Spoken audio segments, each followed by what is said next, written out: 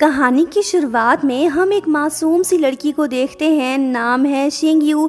ये किसी को लेटर लिख रही है, साथ ही एक लीफ को साफ करके उसे भी लिफाफे में डाल देती है।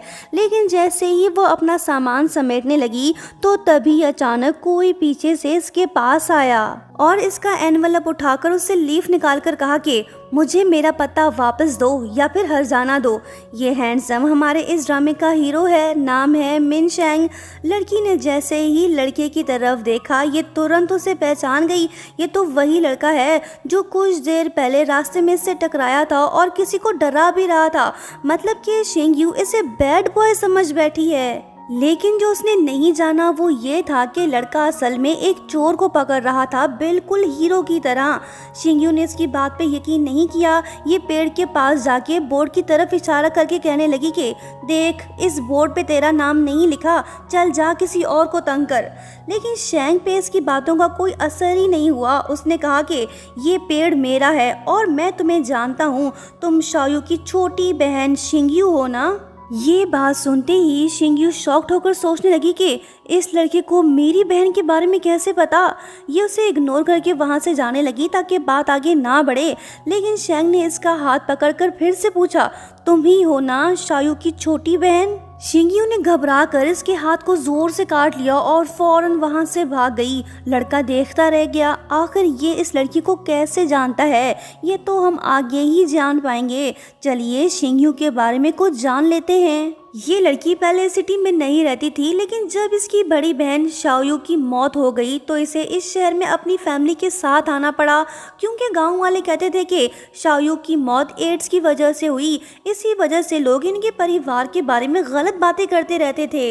अगले दिन शिंगयू अपने नए स्कूल गई। जब वो क्लास में बैठी और अपना स्टेशनरी बॉक्स खोला तो एकदम से इसका चेहरा सफेद पड़ गया। मिरर में उसे कल वाला लड़का नजर आया जो ठीक इसके पीछे बैठा है। ये तुरंत पीछे मुड़कर उसे देखने लगी और लड़का भी इसे देखकर हैरान हो गया। स्कूल के बाद शेंग सीधा इसके पास आया, इसे अपना हाथ दिखाता है जहां शिंगयू ने इसे काटा था। कहता है कि अब मुझे इसका मुआवजा दो। लड़की बोलती है कि चलो तुम भी मुझे काट लो, फिर हिसाब बराबर हो जाएगा। कोई और होता तो शायद सीन कुछ और होता, लेकिन ये लड़का शरीफ है। फिर इसने स्कूल बैग खोला और अपना होमवर्क निकाल कर कहा कि मेरा हाथ इंजर्ड है, मैं लिख नहीं सकता, तुम मेरा होमवर्क कर दो। शिंगयू ने फौरन मना कर दिया, कहा कि मेरे पास फालतू टाइम नहीं है और ना ही मैं तेरी कर्जदार हूँ जो तेरा हुक्म मानूं।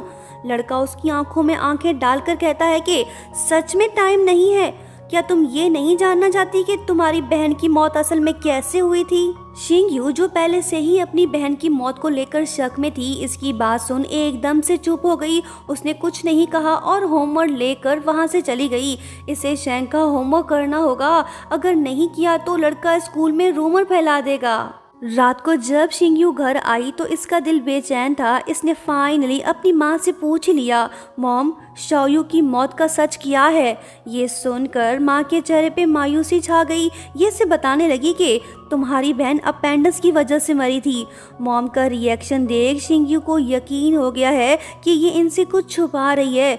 इसने ठान लिया अब ये सच जान कर रहेगी। अगली सुबह शिंगयू स्कूल पहुंच गई। इसने शेंग का होमवर्क कर दिया है। तभी डेस्क मेट से बताती है कि शेंग कोई आम स्टूडेंट नहीं है, वो स्कूल का जीनियस है। इतना पढ़ता वढ़ता नहीं है, लेकिन फिर भी हर टेस्ट में टॉप करता है। बोले तो छुपा रुस्तम है। शिंगयू बोलती है कि खाक जीनियस है, वो लड़का तो अव्वल दर्जे का गुंडा मवाली है, भाड़ में जाए ऐसे लोग। नाम लिया और बंदा हाजिर हो गया। कहने लगा कि वाह, तुम्हारी हैंड राइटिंग तो बिल्कुल मेरे जैसी है, किसी को शक भी नहीं होगा। शाबाश, मेरा काम ऐसे ही करती रहना। वो बोलती है कि ये पकड़, अपना होमवर्क आखिरी बार कर दिया है, आइंदा मेरे आसपास भी मत भटकना, मैं तेरी कर्जदार नहीं हूँ, समझे? वो बोलता है कि ओ अच्छा, मैं तो डर गया। लड़का चला तो गया, लेकिन वो इतनी आसानी से इसका पीछा नहीं छोड़ेगा। यही होता है। शेंग फिर से शिंगयू को अपना होमवर्क पकड़ा देता है। लड़की मना नहीं कर पाई क्योंकि ये इसकी बहन की मौत का सीक्रेट जो जानता है। एक दिन स्कूल ऑफ होने के बाद शेंग एक नया बहाना ले आया। शिंगयू से बोलने लगा कि होमवर्क में इजी कोऑर्डिनेशन के लिए मुझे तुम्हारा कांटेक्ट नंबर चाहिए। शिंगयू ने पहले तो क्लियरली मना कर दिया, लेकिन शेंग ने धमकी दी कि अगर नंबर नहीं दिया तो तुम्हारी फैमिली का राज सबके सामने ले आऊँगा। मेरे डैड उस हॉस्पिटल के डायरेक्टर हैं जहाँ तुम्हारी बहन मरी थी। अब तुम खुद ही सोच लो कि मैं क्या कर सकता हूँ। शिंगयू की मजबूरी, इसकी बात मानना ज़रूरी। बेचारी मान गई। इसने अपना क्यू अकाउंट का नंबर दे दिया क्योंकि इसके पास मोबाइल जो नहीं। लेकिन इसने सोचा भी नहीं था कि अगले ही दिन पूरे स्कूल में ये रूमर फैल जाएगी। ज़्यादातर क्लासमेट इससे कहने लगे कि शाओयू तुम्हारी बहन है ना, क्या ये सच है कि उसकी मौत एड्स की वजह से हुई थी। ये सुनकर शिंगयू का खून खौल उठा। इसे शक है कि शेंग ही ने ये राज फाश किया है। ये गुस्से में शेंग के पास गई और चिल्लाकर उससे बोलने लगी कि तुमने मेरे बारे में कुछ भी जानने की कोशिश नहीं की तो फिर तुमने किस हक से मेरे अगेंस्ट मुंह खोला। वो बोलता है कि तुम्हारे पास प्रूफ क्या है, तुम खामा में मुझे ब्लेम मत करो। ये सुनकर शिंगयू जाने लगी। साफ दिख रहा है कि लड़के को उसकी फिक्र है, पर सोचने वाली बात यह है कि ये उसे तंग क्यों कर रहा है। जब स्कूल में ये बात फैली कि उसकी बहन की मौत एड्स की वजह से हुई थी तो शिंगयू का इरादा और भी मजबूत हो जाता है। अब ये हर हाल में सच जानकर रहेगी। क्लास के दौरान वो नेट पे सर्च करती है, क्या अपेंडिक्स से किसी की मौत हो सकती है। जवाब था 1%। बदकिस्मती से शेंग इसे ये सर्च करते हुए देख लेता है। अगले दिन जब शिंगयू स्विमिंग पूल की सफाई कर रही होती है तो तभी शेंग वहीं पे आता है। वो जानबूझकर इसे एक एनवलप दिखाकर चिढ़ाने लगता है। बोलता है कि इस मेडिकल रिपोर्ट में सब कुछ क्लियर लिखा है कि तुम्हारी बहन कैसे मरी थी। शिंगयू गुस्से में बोलती है कि लाओ दो मुझे। शेंग मजाकिया अंदाज में कहने लगा कि मैं ये तुम्हें नहीं दे सकता, मुझे डर है कि सच जानकर तुम टूट जाओगी। वो बोलती है कि मैंने कहा ना मुझे दो। दोनों के दरमियान नोकझोंक शुरू हो गई। इसी दौरान शेंग स्लिप हो गया और एनवलप पूल में जा गिरा। ये देख शिंगयू बिना सोचे समझे ही पानी में कूद पड़ी। ये भी भूल गई कि इसे स्विमिंग नहीं आती। शेंग फौरन ही पानी में कूद पड़ा और इसे डूबने से बचा लिया। जब शिंगयू एनवलप खोलती है तो उसमें कुछ नहीं होता। शिंगयू गुस्सा होकर एनवलप शेंग के मुंह पे दे मारती है। उससे कहने लगती है कि तुम कितने घटिया हो, क्या तुम्हें किसी की फीलिंग्स का कोई एहसास नहीं। वो बोलता है कि सोचा ना था कि तुम इस डॉक्यूमेंट के लिए पूल में छलांग लगा दोगी। शुक्र करो, एहसान मानो जो मैंने तुम्हें बचा लिया। वो बोलती है कि बस थोड़ा इंतज़ार करो, मैं ये प्रूफ कर दूंगी कि तुम गलत हो। ये बोल के वो चली गई। अगले दिन स्कूल के बाद शिंगयू उस हॉस्पिटल जाती है जहां उसकी बहन एडमिट थी। शिंगयू ने एक सीनियर डॉक्टर से पूछा कि मुझे मेरी बहन की मेडिकल हिस्ट्री चाहिए, मैं मौत की वजह जानना चाहती हूं। लेकिन डॉक्टर सीरियस टोन में कहता है कि माफ़ कीजिए, हम कुछ भी डिस्क्लोज नहीं कर सकते, ये रूल्स के अगेंस्ट है। डॉक्टर ने पेशेंट की प्राइवेसी का बहाना बनाकर कुछ भी बताने से इनकार कर दिया। लेकिन शिंगयू को इतना पता चल गया है कि पिछले 20 सालों में इस हॉस्पिटल में अपेंडिक्स से किसी की भी मौत नहीं हुई। जैसे ही शिंगयू हॉस्पिटल से जाने लगी तो तभी इसका सामना शेंग से हो गया, जो अपने डैड से मिलने आया है। इसे देखते ही शिंगयू फौरन से उसके पीछे पड़ गई और उससे पूछने लगी कि शेंग, क्या तुम अपने डैड से कहकर शाओयू की मेडिकल हिस्ट्री निकलवाने में मेरी हेल्प कर सकते हो।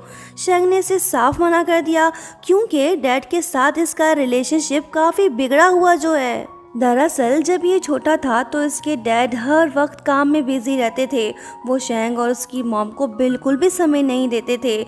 आखिरकार बेजार हो के मॉम ने उनसे डिवोर्स ले लिया और वो हमेशा के लिए चली गई। शेंग को उसके दादा ने पाला, वो भी अपने बेटे के रवैये से खुश नहीं थे। कुछ टाइम बाद वो भी चल बसे। बस फिर क्या, इन सब बातों ने शेंग के दिल में गहरी नफरत भर दी। इसी वजह से वो अपने डैड से नफरत करता है। स्कूल में मिड टर्म वेकेशन शुरू हो गए। शिंगयू फैमिली के साथ अपने पुराने घर चली गई। वहां पहुंचते ही पुरानी यादें ताज़ा हो गईं। अपनी बहन की फ़ोटोज़ देख शिंगयू सोचने लगी कि क्या मेरी सिस्टर की मौत वाकई में इतनी सिंपल थी। यहाँ हम ये बात बताते चले कि ब्रदर जिन्यू नहीं चाहता कि उसकी बहन पास्ट में फंसी रहे, क्योंकि पास्ट भयानक भी हो सकता है। लेकिन शिंगयू तो हर हाल में सच जानना चाहती है। इसने शेंग को मैसेज भेज दिया ताकि उससे हेल्प ले सके। लड़का तो मानो इसके मैसेज का ही वेट कर रहा था। जिसमें लिखा था कि शेंग, मुझे अपनी सिस्टर की मेडिकल रिकॉर्ड्स चाहिए, बस तुम ही वो निकलवा सकते हो। वो बोलता है कि हाँ ये पॉसिबल है, अगर मैं वो हासिल करने में कामयाब हो गया तो फिर तुम मेरा शुक्रिया कैसे अदा करोगी। वो बोलती है कि तुम ही बता दो कि मैं तुम्हारे लिए क्या करूं। ये बात सुन के लड़का मुस्कुराने लगा। आशिक है या फिर मजनू, कुछ समझ नहीं आ रहा। फ्रेंड ने इसे मुस्कुराते हुए देख लिया, कहने लगा कि क्या बात है भाई, किससे बात कर रहे हो? अच्छा अब समझा, क्या ये प्यार की शुरुआत है? लग तो यही रहा है।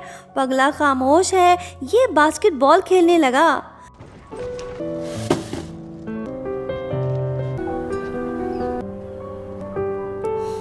दोस्तों नेक्स्ट पार्ट देखना चाहते हो तो पार्ट 2 लिखो, काइंडली 1 के लाइक्स भी कंप्लीट कर दो।